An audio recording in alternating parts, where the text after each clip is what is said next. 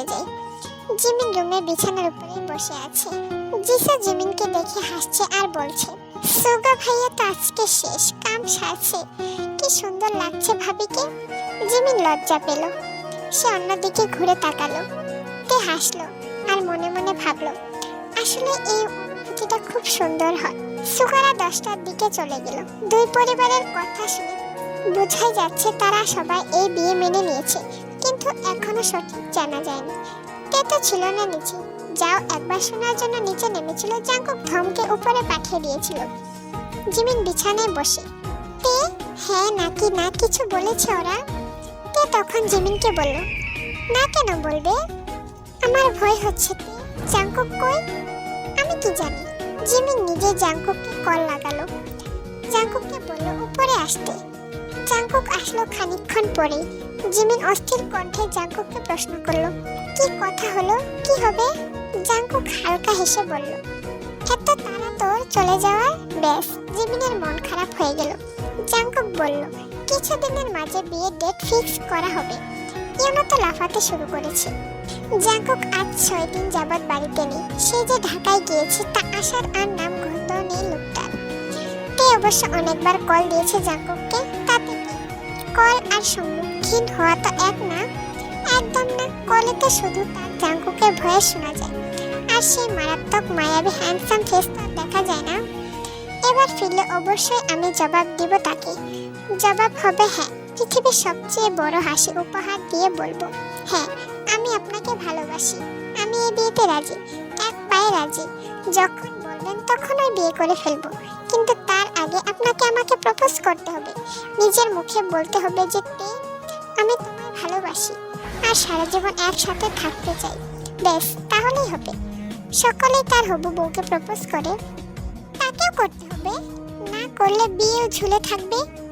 কি লোক, এখনো বলেনি নিজের মনের কথা। বিয়ে করবি, পছন্দ করিস আমায়, এগুলো প্রপোজ? একদমই রোমাঞ্চকর না লোকটা। সে কি শাহরুখ খানের ফিল্ম কখনো দেখেনি? ধবধবে আকাশের নিচে দাঁড়িয়ে দুহাত ছড়িয়ে দেবে আর আমাকে ইশারা করবে তার বাহুতে জায়গা করে নিতে। তা না, যত সব চুল টানাটানি, কত চুল ছিঁড়েছে তা তো বাদই দিলাম। এখন কি আমি তাকে রোমান্স শিখাবো? এতটাই চরিত্রহীন আমি? হ্যাঁ, হবো চরিত্রহীন তার জন্য। এবার আসুক, প্রপোজ না করলে কথা নেই। বান্ধবীদের বয়ফ্রেন্ড আছে, কি সুন্দর কাপল তারা, অথচ আমার কি আছে তাও শিওর জানি না। কিভাবে বলবো আমার বয়ফ্রেন্ড আছে? সে তো তেমন কিছুই বলেনি, একদম ডিরেক্ট বিয়ে। প্রেম ছাড়া জীবনের মানে আছে? প্রথমে ভালো লাগা, তারপর চুটিয়ে প্রেম, তারপর না বিয়ে। আর আমার সাথে কি হলো? যাকে ভাবতাম পৃথিবীর সবচেয়ে বড় জাহিল, শেষে তারই প্রেমে পড়লাম। এখন তো ভালোবেসেও ফেলেছি। এই যে রাত্রে ঘুমাতে পারি না, তার চেহারা 1000 বার চোখ বন্ধ করে দেখে ফেলি। কলেজে ক্লাসে মন বসে না, শুধু তাকে ভাবি, অথচ সে আমাকে ফেলে দিব্যি ভালো আছে। থাক ভালো, এবার আই শয়তান, তোর খবর আছে।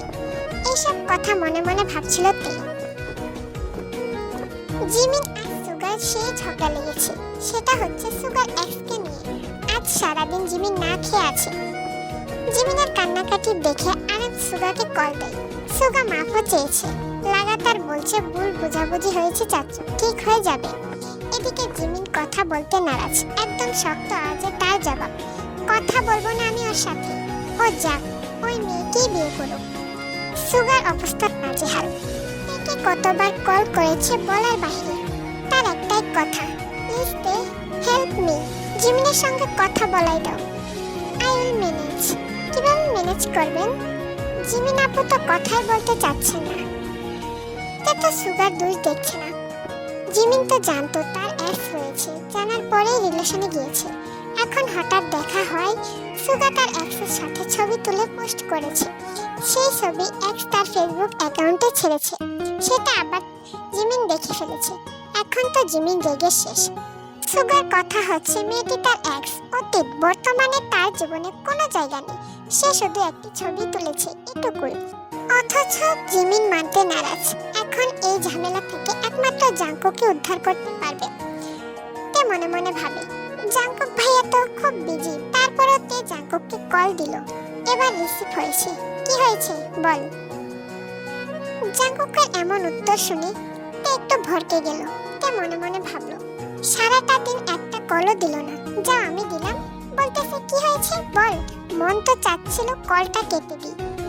তে নিজেকে নিয়ন্ত্রণ করে বলল, এভাবে বলছেন যেন আমি আপনাকে ডিস্টার্ব করছি। আপনাকে ডিস্টার্ব করার জন্য আমি বসে নেই, আমার অনেক কাজ আছে, হোমওয়ার্ক আর কত কি। ফোনের অপর পাশ থেকে তে জাঙ্কুকের হাসি আওয়াজ শুনতে পেল। আচ্ছা হোমওয়ার্ক তাই না, তারপর আর কি কাজ করিস শুনি। আপনাকে কেন বলবো, কে আপনি আমার সারা দিনের কাজের এক্সপ্লেন কেন দেব আমি আপনাকে, তাই না? অথচ যাকে তাকে ফোন দিচ্ছ। তে সঙ্গে সঙ্গে কল কেটে দিল। বলবো না এই লোকের সাথে কথা। পরপরে তের আবার মনে পড়লো জিমিনের কথা, নিশ্চয়ই কাঁদছে। সুগার অবস্থাও ভালো না, মান ইজ্জত বেঁচে দিয়ে তে আবার কল করলো জাঙ্কুককে। জাঙ্কুক রিসিভ করলো। দেখুন আমি নিজের জন্য কল দেইনি, নির্ঘাত প্রবলেমে আছি তাই দিয়েছি। আপনাকে কল দেওয়ার জন্য আমি সারাদিন মোবাইল নিয়ে বসে থাকি না। জাঙ্কুক এবার থেকে খুব মিষ্টি ভাবে ডাক দিল, তে। তে মনে হলো এত অভিমান নিমিষেই হারিয়ে গেল। এত রাগের একটু অবশিষ্ট নেই। জাঙ্কুক মিষ্টি সুরে তেকে বলল, এই 4 দিন আমি অনেক ব্যস্ত ছিলাম, এই তোর মাত্রই রুমে এসেছি, গোসল শেষে তোকে কল দিতেই নিচ্ছিলাম। খেয়েছিস? বাচ্চাদের মতো চুপ হয়ে গেল তে, চোখ টলমল করছে। ছোট আজে জবাব দিল, লক্ষ্মী মেয়ে, এখন বল কি হয়েছে। তে জাঙ্কুককে সুগা আর জিমিনের বিষয়ে বলল। জাঙ্কুক হাসলো, বলল আচ্ছা ঠিক আছে, আমি দেখছি সব। অনেক রাত হয়েছে, এখনো জেগে আছিস? মোবাইলটা রেখে চুপচাপ ঘুমিয়ে যাবি, ঠিক আছে? একটু কথা বললে কি হয়, এই তো মাত্র কল দিলাম। মানুষ ঘন্টার পর ঘন্টা কথা বলে, আর জাঙ্কুক এখনো রাখতে বলছে। অবশ্য সে খুবই ক্লান্ত, সারাদিনের পর মাত্রই ঘরে ঢুকেছে, নিশ্চয়ই এখনো খাবারও খাননি। তে বলল, খেয়েছেন? ইচ্ছে করছে না, খেয়ে তারপর ঘুমাবেন। জাঙ্কুক একটু চুপ থেকে জবাব দিল, আচ্ছা খেয়ে তারপরেই ঘুমাবো। সকালে ঘুম থেকে উঠতে সুখবর পেল তে, তা হচ্ছে জিমিন আর সুগার বিয়ের ডেট ফিক্সড হয়েছে আগামী মাসের 21 তারিখ। আর এই বিয়ের বিষয় নিয়ে এখনো সবকিছুর আলোচনা করছে। কলেজে গিয়ে তে পড়লো আরেক বিপদে, সেটা হচ্ছে নেন্সি। তিনি এখন আরেক দল বানিয়েছেন, তেকে দেখলেই কানাকানি করবে, হাসবেন আর ফুসুর ফুসুর তো আছে, ওর সাথে মেয়েগুলিও তেকে ভেঙচি কাটবে। তের এক ক্লাসমেট সেই মেয়েগুলিকে মুখ ভেঙালো আর তেকে বলল, তোর কাজিনটা যেমন সুন্দর তেমনি বান্ধব, ওর মতো ছেঁচড়া আমি আমার জীবনে দুটো দেখিনি, বিশ্বাস কর। হয়েছে বার্থডে মানে শোন, এখনো তোর এই কাজিন জাঙ্কুকের পিছনেই পড়ে আছে। জানিস সেদিন জাঙ্কুক ভাইকে কল দিয়ে প্রপোজ করেছে। তে অবাকের চূড়ান্তে গিয়ে পৌঁছালো। কি? ওই যে নেন্সির পাশে বসে আছে মেয়েটা, আমার ইংলিশ টিচারের মেয়ে, ও আমাকে জানিয়েছিল। তারপর জাঙ্কুকের জবাব জানায়নি। মেয়েটি আবার হাসতে হাসতে তেকে বলল, নেন্সিকে বলেছে নাকি সামনে পেলে থাপড়ে দাঁত ফেলে দিবে জাঙ্কুক। তে এবার মনে মনে ভাবতে লাগলো, আমার সুন্দর জাঙ্কুক, সবাই তাকে নিয়ে টানাটানি করে, এটা কি ঠিক? এই নেন্সিকে কি করা যায়? বেশরম মেয়ে, এবার সামনে আসুক, আমার হবু বরের দিক কোনো জোর দেওয়া, তাই না?